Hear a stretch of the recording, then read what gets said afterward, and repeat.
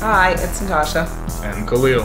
And we are the co-hosts of WokeNFree. Thank you for tuning in to our 168th episode of WokeNFree. If you've been tuning in every week for WokeNFree Wednesday, you know that WokeNFree is all about being real and honest with each other and you.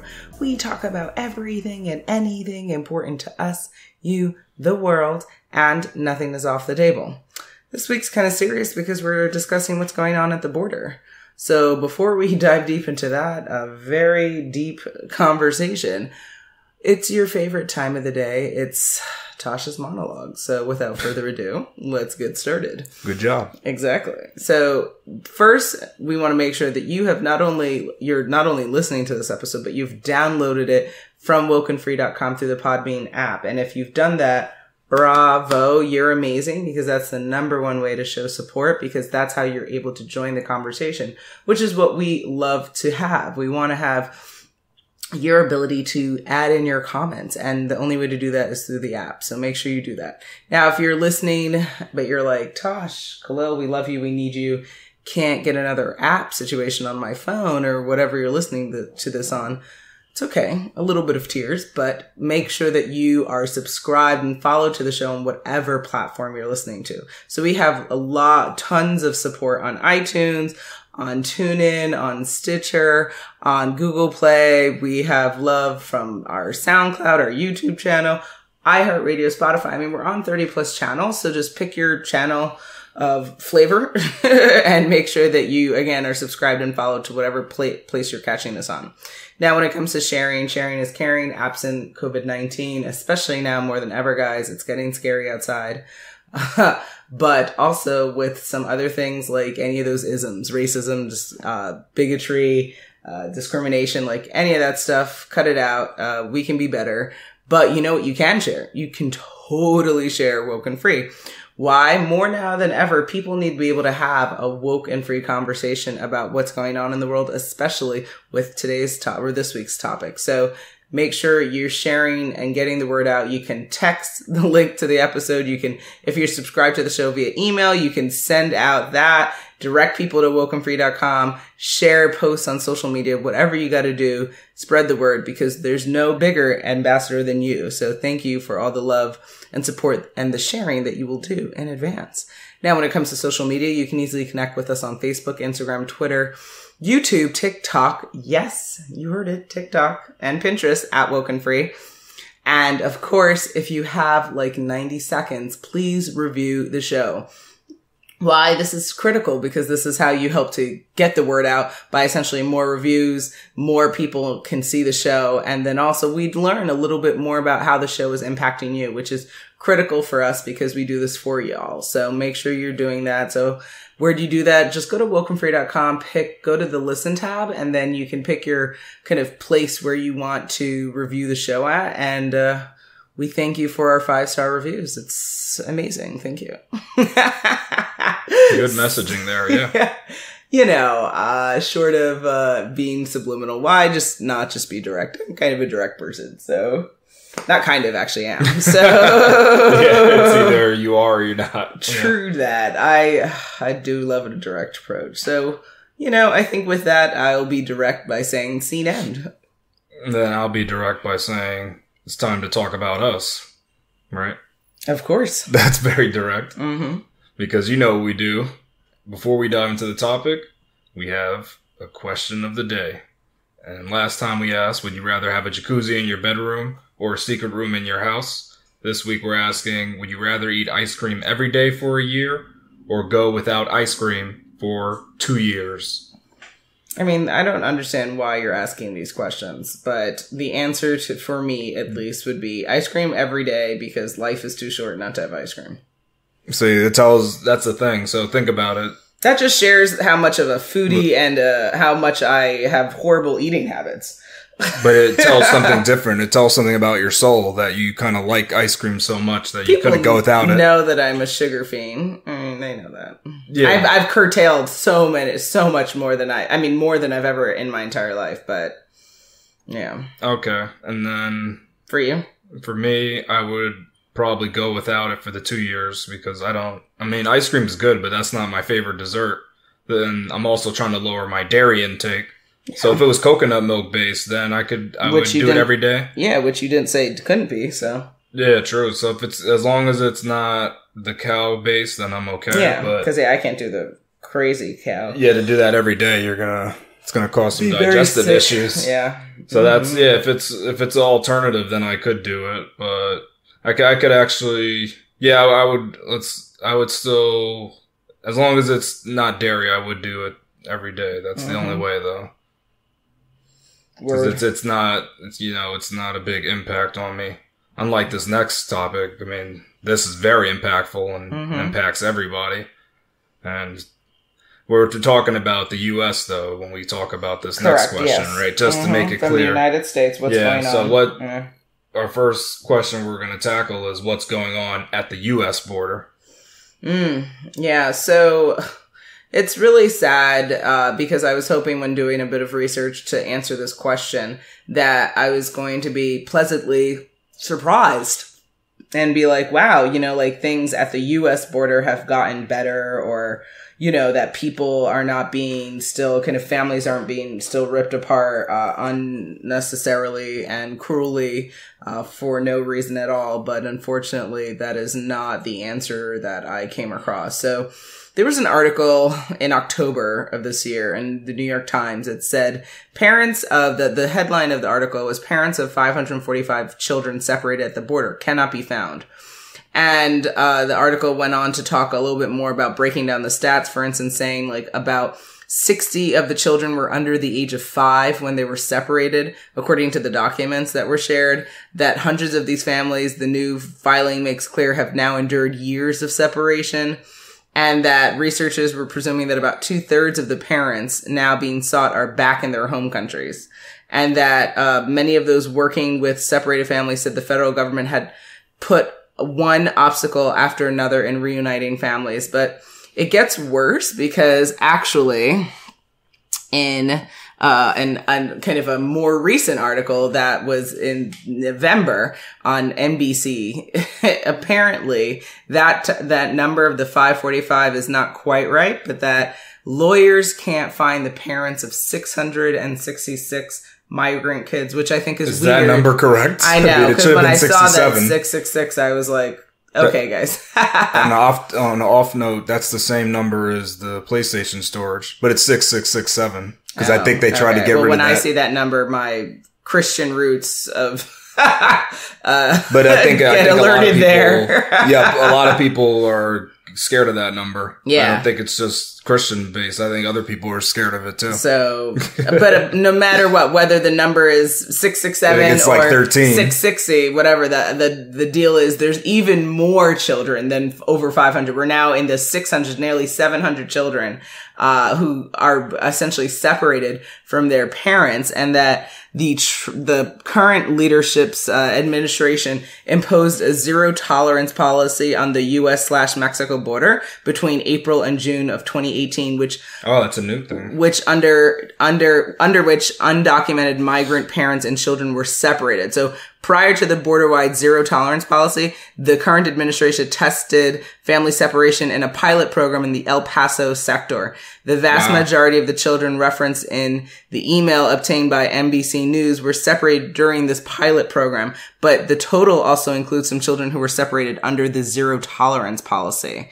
So that's really unfortunate. And then NBC goes on to explain that our president-elect, Joe Biden, has committed to establishing a government task force that would work to reunite all migrant families separated by the current administration policies. But according to two sources familiar with the incoming administration's planning on immigration, Biden has so far not decided whether separated parents will be given the opportunity to come to the U.S. to reunite with their children and pursue claims to asylum. So that's not so ideal either, because if the children are here, then one would think that then the parents would be able to come here and they both could come together and then also potentially apply to be able to be here, because there was a reason why the children were here and they wanted to come here. So I guess more to be seen on that. But I think the most concerning thing is that we have these little children, over 600 children, nearly 700 children that are not with their parents, that these are young people who have done nothing wrong other than be alive, and they're being essentially tortured, right? Because that would be torture if you were separated from your family at a young age. You don't speak not presumably that you don't speak the language here, and you don't even know how to, like, advocate for yourself, and you're too little to advocate for yourself. Like, yeah. I'm just horrified, actually. It's just, but the situation, think about it, seems super complex, because, all right, they're separated. So now their parents are somewhere in another country. How do we link them up? I mean, we're going to go to the other country and say, is this your kid? Is this your kid? Is this your kid? This is horrible. See how it seems like it's a really rough situation. Well, and then if you can't find the parents, what do? You just put the kids in some foster care in Mexico or something? You say, hey, government, take... Like, I don't know. It's a strange situation because I don't... That's why that shouldn't have never happened. They should have never been separated from their parents. They should have always gone together with their family. Yeah, it's kind of... And if you want to send them back, then send them back. Send them all back. You do not separate children from their parents. Like... I don't know what the purpose of that is, even though, I mean, what is it trying to... Oh, to torture. And it's a measure to deter. Yeah, it's like, if you come here, you're going to lose your kids. And that's, I mean, but it's weird because rough consequence. It's like, all right, so we're going to take your kids and we're going to put them in less than foster care circumstances.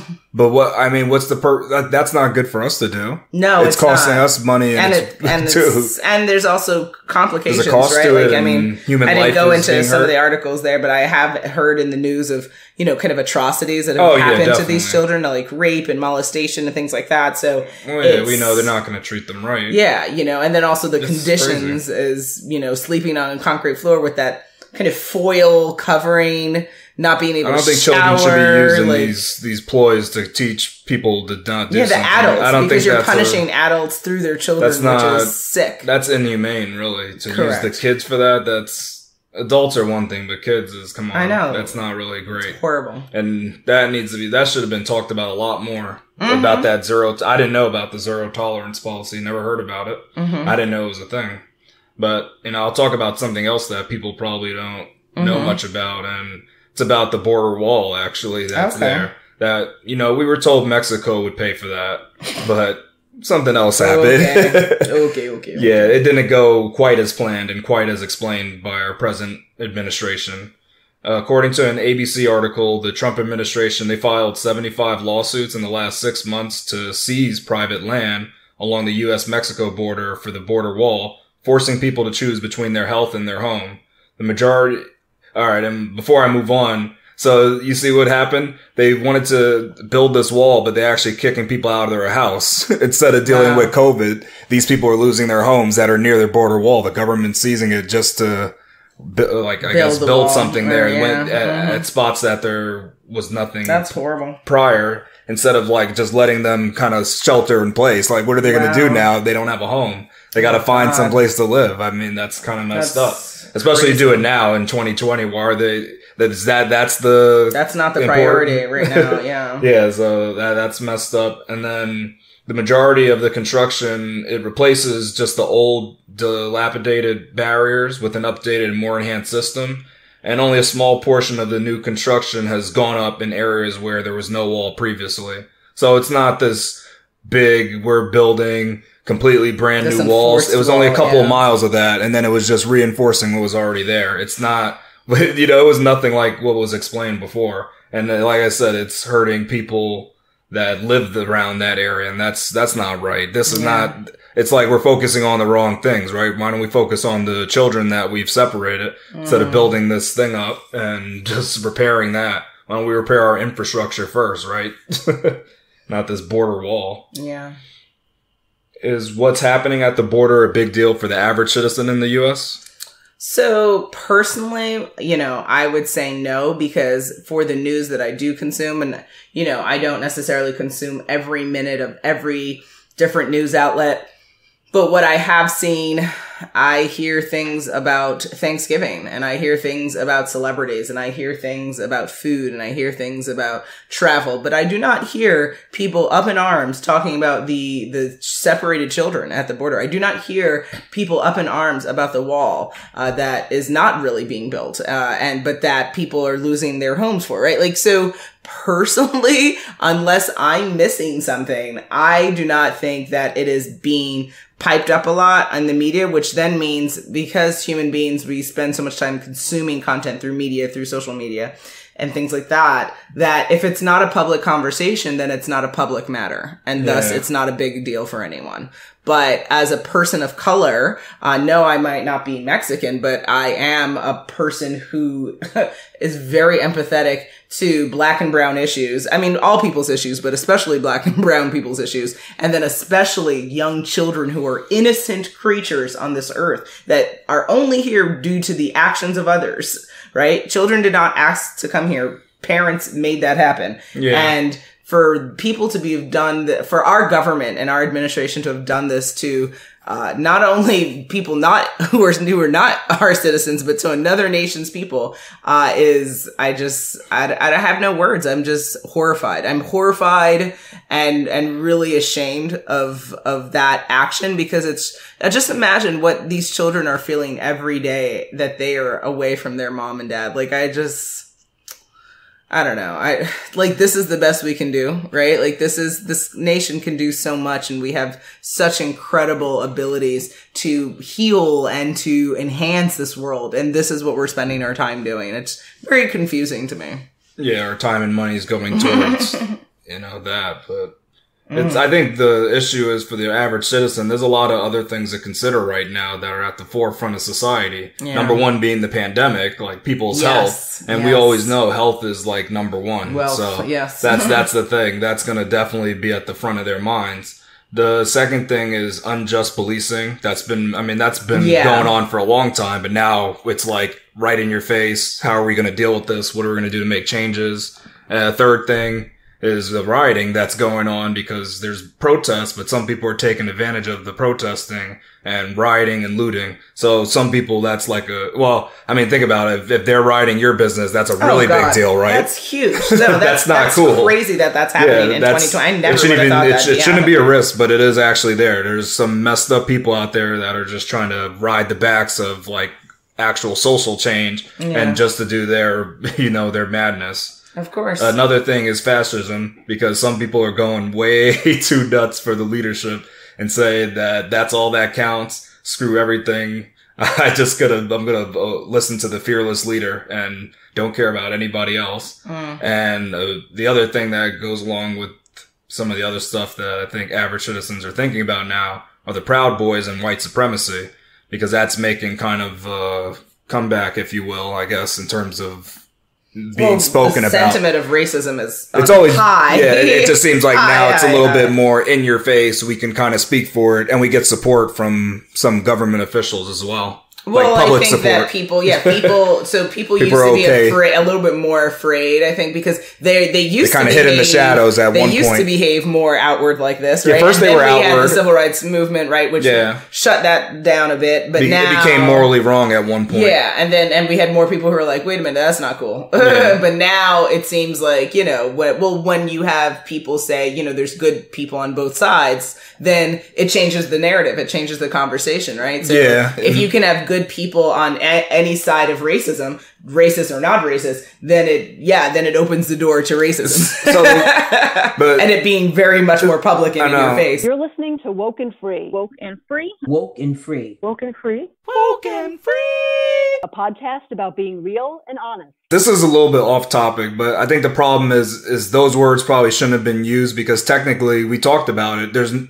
People aren't just absolute evil, right? Yeah. So technically, yes, white supremacists can. Evil, you can still technically do a good deed. Yeah. Right? And then there was, we saw one story about a man that went around talking to grandmasters and changing their hearts. And was able to change, So does that mean that they were actually just straight up bad, evil people? No, it just meant they had wrong ideals. I know some people, and after they've done certain acts, you can't ever forgive them. Yes. But I mean, we're supposed to forgive, right? Forgiveness it's hard, though. Possible. I understand when you've been wronged and families been hurt or tortured by it, then it's going to be hard. But technically, we're supposed to all be forgiving, right? Yeah, no, of course. I mean, forgiveness is for you. It's not for anyone else. And so that's why you should always forgive and open your heart to forgiveness, because it frees you from hatred. And the more you have hatred in your heart, it's like self-poisoning, right? So it's not healthy. And at the end of the day, you know, again, that moral conversation, as you like to say, it's a hard conversation to have because it depends on who you're talking to. Oh, yeah. Moral definitely. stance you have. But at the end of the day, we need people to understand that racism. Hate is wrong. Yeah, hate. Like, that's just the first goes thing. Hatred is beyond wrong. just black and white. We're talking about these are human rights violations. So what's happening to these children at the U.S. border, this is a human rights violation. What happens to black and brown people in this nation, it's a human rights violation. And we have to see each other past our colors. We have to see it as human rights violations. And maybe then people can have a bit more compassion, right? Because maybe you don't connect or support with black and brown people, but do you support with human rights violations, right? Like, can you understand that that's not okay? And then we can do something about it. Yeah, definitely. So now I guess I think the obvious next question would be, you know, like, what is there to do as a U.S. citizen? Like, as a regular person, you don't necessarily have to be political in nature or be, you know, an advocate or, you know, like, fight the powers that be, but just a regular person. What can they do in this situation, especially with what's happening at the U.S. border? A great resource I found was the ACLU, and that's the American Civil Liberties Union. Yes. And they provide a couple of things that we can actually do as American citizens. We can first call Congress to cut funds for DHS, which is Department of Homeland Security. Yes. We can support ACLU partners, which we provide a link to in the episode notes. And you can also listen to their podcast where I didn't know they had a podcast, but who doesn't, right? I know. Everybody has podcasts now. Yeah. So if you listen to that, they're probably giving you more tips on how you can help support them and help end this nonsense that's going on. You can show up and raise your voice at events, which you can actually create on your own through their website. So you can go on their website and sign up, create events. Nice. And I guess it's promoted on their website. So that's amazing. People can actually show up to it based on that. And then you could also print a poster to raise your awareness. You can put that on your car and stuff. Yeah. And, some people put that on their lawn, depending on your HOA rules. You might be able to do that. You might not, but those are a couple ways that they provide. Those are great suggestions. Fantastic. All right. Well, another link that you'll be able to find in the episode is to a FYD article where they talk about 5 specific ways that people can help children at the border. One would be to donate to the organizations providing food, shelter, healthcare, and other critical services to asylum seekers recently released from detention. Why is this a need? And what's great about this article is they give you the action item and then the why, right? And so I'll try to get through as much of this as possible. The why is because the current administration has exploited the current pandemic crisis to separate families through the expulsion of more than 159,000 people, including 8,800 children at the border, and has tried to accelerate the deportation of unaccompanied minors already in the U.S. even faster, rather than letting them reunite with a family while pursuing their asylum cases. Additionally, the current administration has used the public health crisis to force parents into making an impossible choice of either waiving their Flores agreement rights and continuing to suffer while detained in family incarceration or being separated from their children. Sickening. Wow. Families frequently struggle to locate health services, food, and other basic needs, and they may find it difficult to connect with their family members who may already be living in the U.S. So that's a big why as to how that support could help. Another thing is you can help asylum-seeking children and families access legal services by donating to partner organizations providing legal services to children and families who are navigating this kind of broken asylum system in the U.S. Why? Because again, similar, after someone seeking asylum demonstrates to a federal officer that they have a credible fear of persecution in their home country, they are scheduled for a court hearing to make their case for asylum. And winning an asylum case is extraordinarily difficult with a high bar for evidence and a great deal of legal technicalities. So unfortunately, the U.S. does not provide access to court-appointed counsel to immigrants facing deportation who are unable to afford a lawyer. Wow. Oh, interesting. So when families and children seeking asylum have legal representation, their chance of success at making their case increases significantly. Access to counsel also ensures that they keep their court dates and follow through on the process. In fact, research shows that 99% of asylum seekers with legal representation report to their court hearing. So by the mere fact of just being able to support organizations that can help give them the legal representation they need, they're much further along in the process, which is critical for what they're trying to do. Number 3 is suggested that you can demand Congress end the inhumane policies fueling the crisis at the border by contacting your member of Congress and demand that they work to provide a humane, orderly process for immigrants at the border that protects their ability to lawfully seek asylum. And after you've made your call, consider donating to a local organization advocating for immigrant families. And another thing you can do is to also show your support for immigrant families and encourage your friends and family to join you on this journey. So take the hashtag #ForOurFamilies pledge and commit to fighting for a more prosperous country for all of us.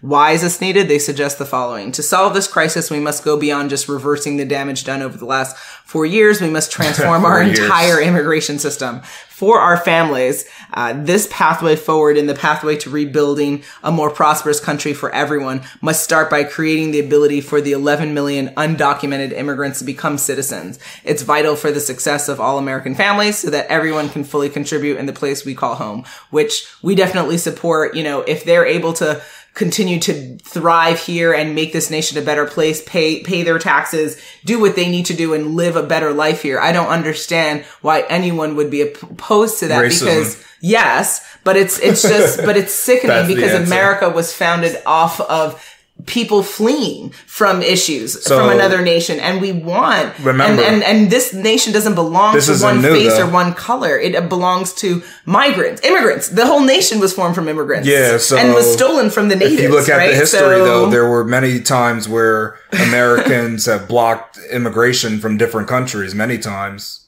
We blocked Asians from coming in. Certain Europeans are blocked at certain points. But they're going to make the nation better. The more diverse you are, the more innovation you have, the more beautiful connections you can have with different cultures and different foods. I don't understand what's wrong with people's hearts. Like, you know, why would you want to say no to someone who wants to come here and wants to do right by their family and is going to make this place a better place? Because it's the same rhetoric. It's that if they come, they're going to take your jobs.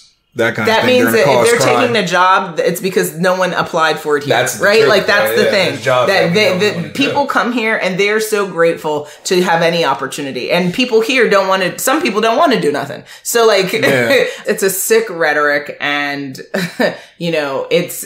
I don't know. I hope that we can. That with our new administration, that we can not only have healing that addresses kind of what's happening to Black and brown people in this nation, but that we really like kind of like what this FYD article is suggesting, that we really attack the healing for immigrants who are trying to come here and join our nation, because we need to welcome people with open arms, give them the resources that they need to thrive so that they can be a part of our community and we can make this nation as big and as grand as possible. Like, I don't know. And then the last one is demand presidential candidates commit to humane treatments of immigrants. So what you can do is contact the candidates you support and are interested in and make sure that you want them to commit to ending mass incarceration of families seeking asylum, and instead advance a humane and orderly process for those seeking asylum at the border that ensures due process. So to rebuild from this current pandemic that we're dealing with, we'll need our leaders to commit to, again, building this pathway for the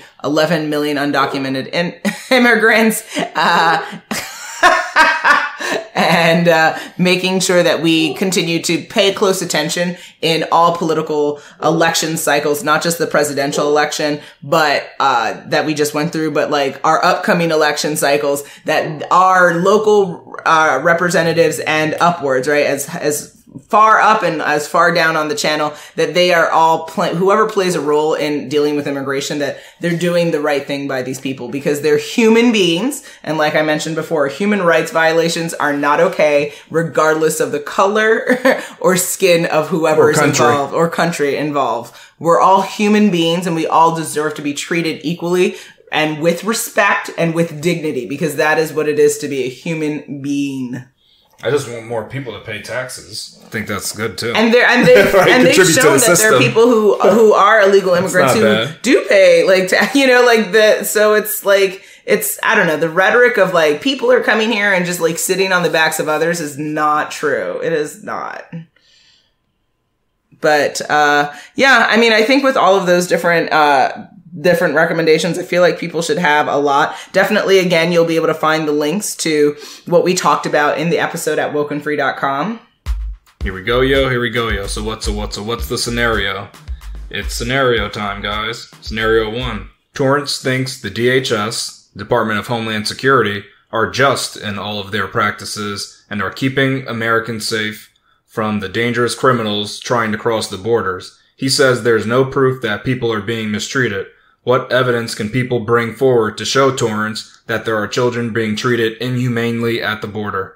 Wow, that would be a really sad sentiment if someone had really thought that. But I'm sure there are several people, if not millions of people, who think that. Oh, yeah, definitely. Both of those sentiments. So there's several different resources. He can get in touch with the ACLU. He can get in touch with some of these partner organizations that work on behalf of these immigrant families and children. They can show them, if anything is for public knowledge, they could show them video, they could show him cases and information regarding it. He himself as well could see if, I don't know if there is any way to, I don't think you can like go to the border and see anything, but I don't think he would be allowed you inside or anything. But also just reading and understanding that so hundreds and hundreds of children are being separated from their families currently and for a while, not like a day, but like we're at years now at this point.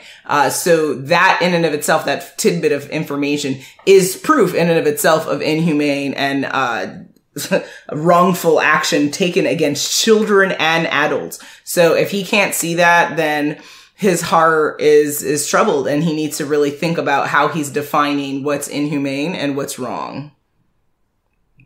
Yeah, I think there is some proof out there.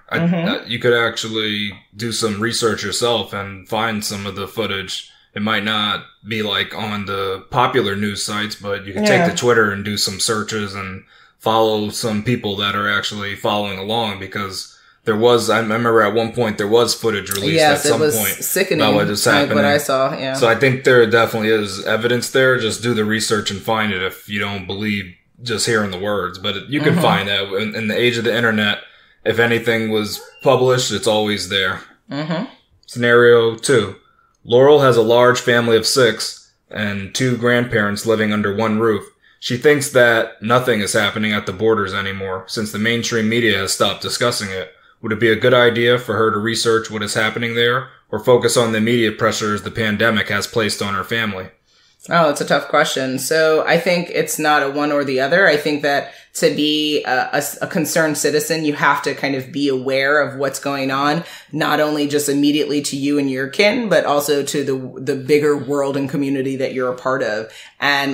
And like I said earlier in the episode, I'm not of Mexican descent, but I care and I give a damn about what's happening to these poor people at the border. And it's because my heart breaks for anyone who's in distress. And, because I do view the world as a place that when one hurts, all hurts, and when one win, all win. And so if more people could understand by literally, just like you said, doing research, just Googling, right? You can use your phone, you can use your tablets, you can get on a computer. You don't have to go anywhere and risk your health to learn more about what's happening. But yeah, I don't fault Laurel for not knowing what's like that. The border there's still a crisis there because, like we said earlier, who's talking about it? So I could understand the kind of naive want to be like, oh, everything's totally copacetic, guys. Like, it's fine. But it's definitely not. And unfortunately, so much of life requires that you kind of do your due diligence regardless of what's being told to you. And so Laurel's going to have to do some digging if to confirm that her beliefs of whether or not things are okay or not. And she will sadly be, disappointed when she does some research. And then also she needs to, look into whatever she needs to do to make sure that her family is doing well in this pandemic, which is what so many of us have to do. We have to be concerned about what's going on politically, medically, career-wise. Like life is not easy. And it's not just like, okay, I'm just going to do one thing. Yeah, that's true. But we all are, the same way way we look this up, we also have to look up ways to protect ourselves through the pandemic. It's just, this is our new normal. Yeah, that's true. I think it's definitely a good idea for her to do some research to see what's going on and seeing how she could do just like at least the one step mentioned about contacting Congress and, you know, saying that, hey, you don't agree with what's happening there. Let the local leaders know, you know, don't just like let things happen and try to hold them accountable for things. 'Cause yes. I think now is a great time since there's new people taking seats and, you know, a lot of the old guard is changing. So this is a great time to actually contact your congressman, like when it'll be fresh in their head, you know, they're right there instead of like later on when they're like bogged down with stuff. Do it now in the beginning, like get that so they'll know like, oh yeah, we got to actually work on this. Yeah. So it's definitely something you can do while still being safe during the pandemic. Because we're not telling you to like drive to the border and try to see what's going on and like hold up signs there. That wouldn't make sense. No. Don't do that. But we mentioned all the ways that she could actually help after doing her research. Scenario 3. Makia works at a large retail outlet in the southwest of the USA. She was really close to a coworker that recently was deported during her company's annual audit.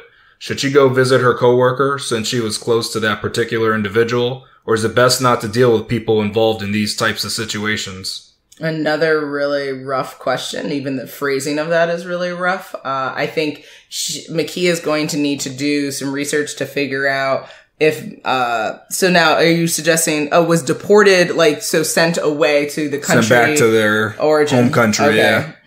Yeah. And this is during COVID times, right? Just to be clear? Yeah. Okay. So, you know, if Makia had a relationship with this person, I think just because the person was deported doesn't mean that the relationship needs to end. However, Makia needs to think about Makia's health conditions, during COVID-19 to determine if it makes sense to travel for Makia and Makia's health conditions, whatever they may be. We're all on different health journeys in our lives. And then also, is the country where the friend is now there, are they open? Because some countries are not allowing visitors during COVID or have locked down travel. Like, you know, there's a lot going on in this world. So you would have to, I would say the best bet would be to try to stay in touch first digitally, like through email, and then maybe do some Zoom, like video conferencing, and then, you know, kind of monitor what's going on with the pandemic to then make a determination if it makes sense to see each other in person. But the friendship shouldn't end just because the person was deported. I think that would be really poor friendship decision making if you just can't be friends because you're deported. Like, I don't know why I couldn't be your friend if you just, I don't know. I mean, I understand that the person was not truthful about their legal status in the nation, but there's reasons for that, like that people do that. It's not like they're like, you know, I think people come here illegally because they're trying to seek a better life for themselves. They don't intend to live a life of lies, but you know, we don't make it easy for people to migrate here legally. So it's, you know, it's challenging. Does it mean that person is a forever bad person or that person has no good qualities? Absolutely not. So if you still love that person, if you still care for that person, then still maintain a relationship with that person. Well, remember, we're still living out of fear of not wanting to have criminals and terrorists come into our country and become citizens. So I think that's one of the big factors that scares a lot of people. But the overwhelming majority of people who come here if you look at the percentage, it's not. And most of the terrorist acts that have taken place in this country are domestic terrorism. Yeah, domestic's the most. So it's people born in this wonderful nation. That's the interesting thing. Is so that's actually the worst ones. Get your life a little bit. Get your life. Yeah. And your thoughts on Makia's situation? My thoughts are Makia has to take a look into her family background and make sure that everybody's legal, or else if she gets involved with this coworker, I don't know if the DHS would start looking into her and her family. Oh, that's an interesting perspective. I would try not to go visit there, but maybe just keep in contact over like phone calls. Maybe. Yeah. I wouldn't want to reveal my identity to the DHS if I was Makia. That's just, I mean, that's my If 2 Maki cents. is not a U.S. citizen, and No, but she can be. But what if her family's not, and they look into her background and they find that out, and they say, hey, you know, I mean, I don't know what tactics they can pull. I'm just saying. Yeah, that makes sense. I think she needs to be careful. Just make sure her ducks are in order. That's before, so sad to me. You know, getting like that we have to like visit. test human connection because of like these arbitrary rules set in place around like people will ruin your life and I just because of you know the what I mean? rules. Because like, you know, good friends are really hard to come by, and I just think that we need to value human life and human connection over anything. It's the most paramount important thing in this world, that ability to find people that are like you that can make your life better, because if you have, whether your network is 1 or 1 million, if you have those right people in your life, you can accomplish so much more. And I just think that we need to celebrate that in every aspect of law in our nation and in our world, because, you know, that just seems sad. Like, oh, careful if you can be friends. Like, that seems so sad. Yeah, careful. Like, well, if your friend gets mixed up with the government and, you know, that just seems so sad. Illicit activity kind of thing. Like, what if that, it gets a little rough. Okay. Well, yeah. You got to think about it. I mean, if you that just seems crazy. It's if you're hanging out with dogs with fleas and you're going to get the fleas too, most likely. I mean, I don't like that analogy in this scenario, but I know it's sad, but I understand what you're saying. But I just think that backlash. Ultimately, we've got to do something. We've got to work on this, guys. We can be better. Like, we can do so much. We can be better here. Now, we are at that time again. It's crazy, right? It's coming to the end of our 168th episode of WokeNFree. Wow. Quite the episode discussing what's going on at the border. Will we leave you hanging for what our next episode will be about? Drum roll, please. On our next episode, we will be meeting author Britt East. Make sure you follow us on social media to follow along the conversation, and make sure you tune in next week for WokeNFree Wednesday to join the conversation at WokeNFree.com. If you'd like to be a guest on the show, please submit a topic for an upcoming episode. Definitely for 2021, guys. We're not adding more folks to the lineup for 2020. And make sure you do that on our Contact Us page at WokeNFree.com. That is WokenFree.com. When it comes to social media, you can easily find us on Facebook, Instagram, Twitter, YouTube, Pinterest, and TikTok, guys, at WokeNFree. And then, of course, if you're interested in any collaborations or sponsorships, I'll say it again, Contact Us page at WokenFree.com. If you didn't already subscribe, please do. Share the episode, and make sure you come back to join the conversation every Wednesday for WokenFree Wednesdays. Remember, WokenFree is more than a podcast. It is a way of life. Until next time. We are here for all people everywhere.